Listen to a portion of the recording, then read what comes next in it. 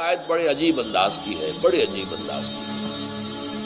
من ذا الذی یقرض اللہ قرضا حسنا فیضاعفہ لہ ولہ اجر کریم، کون ہے وہ جو اللہ کو قرض حسنا دے؟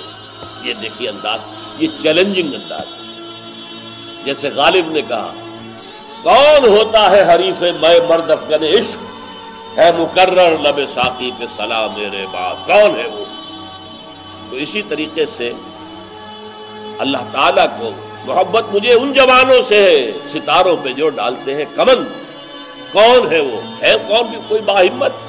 من ذا الذی یقرض اللہ قرضا حسنا، کون ہے جو اللہ کو قرض حسنا دے؟ پہلی بات تو یہ نوٹ کیجئے۔ اب اس سے اونچی زیادہ حوصلہ افزائی کی بات کیا ہو سکتی ہے کہ اللہ کہتا ہے اگر میرے دین کے لیے خرچ کرو گے تو مجھے قرض دے رہے ہو۔ اللہ تو غنی ہے،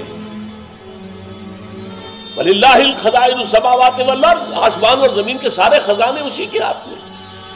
لیکن میں نے کہا تھا بچے کو آپ دیتے ہیں پیسے اور پھر کہتے ہیں ہمیں دیجئے،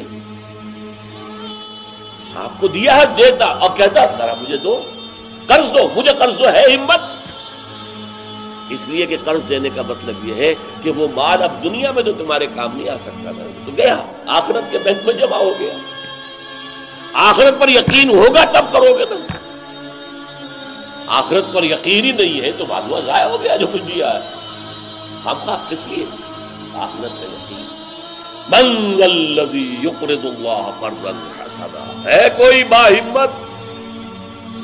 کون ہوتا ہے حریف میں مرد افغن عشق، ہے مکرر لب ساقی پہ سلام میرے بعد؟ اب کون ہے جو آئے میدان کے اندر؟ من ذا الذی یقرض اللہ قرضا حسنا فیضاعفہ لہ، پھر وہ اس کے لیے دگنا کرے گا، کرتا رہے گا، اضافا مضاعفا، بڑھاتا رہے گا۔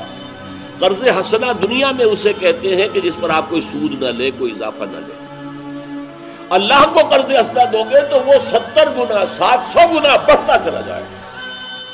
سورہ بقرہ میں تمثیل ہے، گندم کے ایک دانے سے جو اس کا پودا نکلا ہے اس میں 7 سٹے ہیں، اور ہر ایک سٹے میں 100 دانے گندم کے ہیں، تو ایک دانے سے 700 بنتے ہیں کہ نہیں؟